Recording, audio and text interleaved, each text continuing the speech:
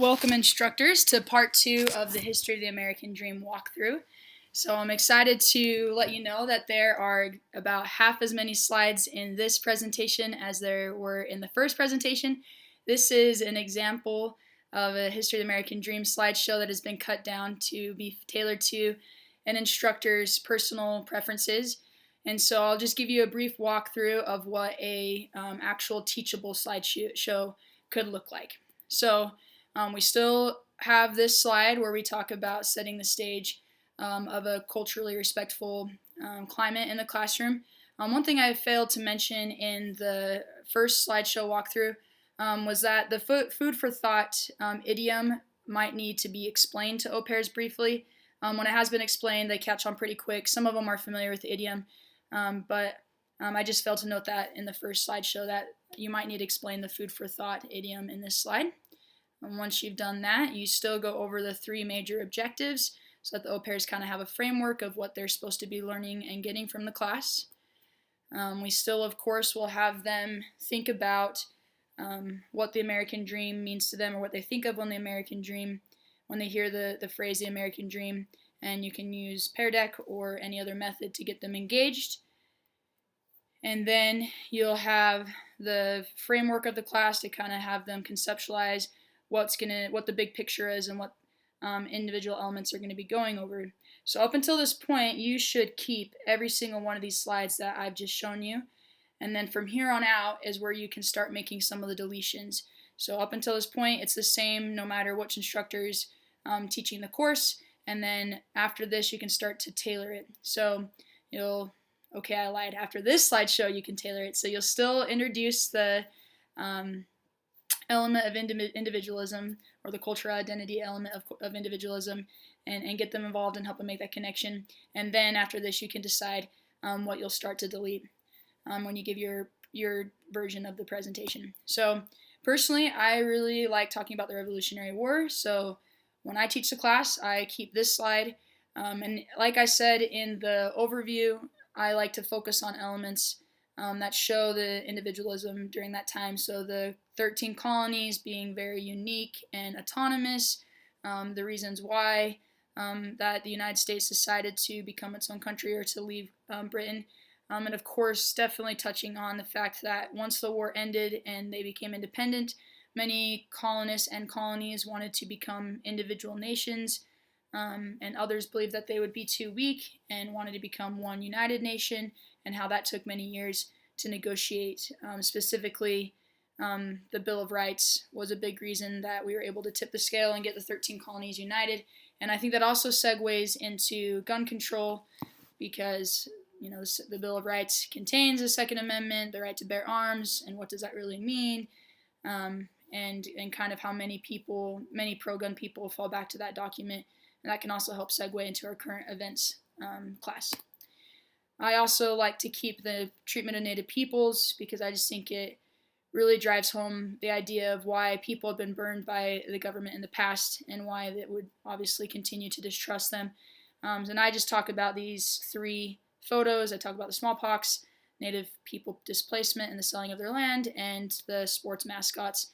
And I don't spend a ton of time on this slide because it's pretty self-explanatory, but I just go through each of those 3 ideas, or those 3 events. I still follow up with this question. I personally really like Pear Deck. I think it really allows everybody in the class to be engaged and everybody in the class to participate in a safe way. It does take a little bit extra time getting them signed in and things like that, but I think it really pays off in the end. Some instructors don't like it because it's time consuming. Many ELLs are uncomfortable with writing in English, and so it does have its pitfalls, but I personally like to use it. Of course, that is up to your personal preference. And then I like to end on the Republican Party, like I mentioned earlier. I think it's really drives home the idea of the political 2-party system and can really set the stage for American government class that will be taught later on in the weekend. And again, I just tie local decision making, big governments are ineffective, individual liberty, and low taxes to that idea of individualism, and specifically kind of to the American Revolutionary War and how that plays into the current ideology of the Republican Party. And then, of course, all instructors will keep this slide, and then after this slide, you can begin making deletions according to your preference. So just keep introducing the idea of hard work equals success. And once you've helped them connected to what they're experiencing in American behavior today, and to what they're about to learn, then you can move on to the historical events. I personally really like to talk about innovators because personally, growing up in the U.S., I felt like I was constantly inundated with teachers and family members and siblings and friends kind of talking in awe about these kind of people that were able to rise from really difficult circumstances and make a lot of other lives. And I love Walt Disney, I love Steve Jobs, and I love Oprah, so it's easy and exciting for me to talk about them and to be inspired by them. And I feel like it really beautifully encapsulates not only the idea of hard work equals success, but how many Americans grow up with these kind of fables and these heroes in their lives and how that impacts the way we view success and the way we view hard work. And then, of course, still following up with what are the positives and negatives of hearing rag to riches fables. And then I also like to tie in immigration. I feel like whether you choose to talk about it in the first section or now, I think au pairs obviously will be very interested in the idea of immigration, and it'd be good to talk about them in at least one of the formats. And I think this also really beautifully encapsulates the idea of coming to the United States for the American dream of bettering your opportunities and making more of your life through being able to have the opportunity to overcome your background through hard work. And so I talk about the European settlers, and I talk about kind of that eastward expansion of China and other Asian countries coming across the Pacific to California because of the gold rush and the Transcontinental Railroad. And then I still like to follow up with this idea, try to keep as many of these Pear Deck slides in as possible to keep the class engaged and talking and applying and kind of conceptualizing what we're talking about as we go through the course. And then that brings me to my third element, and once again, every instructor will keep this slide, help them make that connection, and then after this slide you can begin deleting the slides that you won't end up using. So as I said in the overview, this is my favorite one to use because it kind of covers everything really well in 8 minutes. It gives me a time to kind of break and regroup as the au pairs are watching.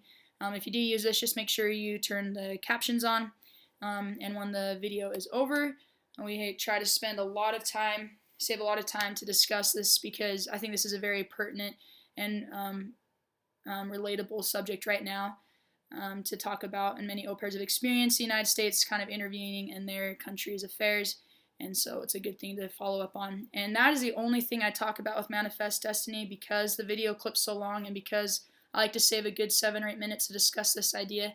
But of course, I think the Mexican-American War and slavery are also two really powerful ways to teach this concept, especially since those occurred in the 1800s, and that was when Manifest Destiny was really talked about and not just done, but kind of glorified and kind of used often in government to grab land, basically. And that brings me to the fourth and final element of the American Dream that we'll talk about. Keep this slide, and then after that, of course, you can delete the ones you won't use. I love talking about the civil rights movements, both the past and the present civil rights movements. When I talk about the past, I like to talk about Martin Luther King and Rosa Parks and the sacrifices those people made in the Montgomery bus boycott to walk everywhere and to get up super early, and that they did it for so long in order to make a difference. On the more current side, I really like to share this story from a season of Survivor. And I think I talked about that in the other slideshow, but just that idea that this Gen Xer and this millennial that both came out of the closet and talking about the difference it was for the millennial and how much easier it was for him than it was for the Gen Xer, and how the millennial really thanked that generation for paving the way for them and being so selfless in what they were giving up and what they were fighting for so that people could have a better, brighter future. And then because I talk about the Republican Party, we obviously want to talk about the Democratic Party and how the high taxes and the progressive civil liberties and federal laws being viewed as a way to unite and support each state really tie into that idea of being a part of a greater whole, and the individual kind of works within a group to make sure that everyone is taken care of, and to kind of that belief that we're part of something bigger and that it is our responsibility to take care of each other, and how that all ties into the current Democratic Party's ideology. And then, just like we did with the Republican Party, have them discuss what ideas they agree or disagree with and why. And that brings us to this slide, and from here to the end, we also ask that instructors don't delete any of the following slides because they serve as a good wrap-up.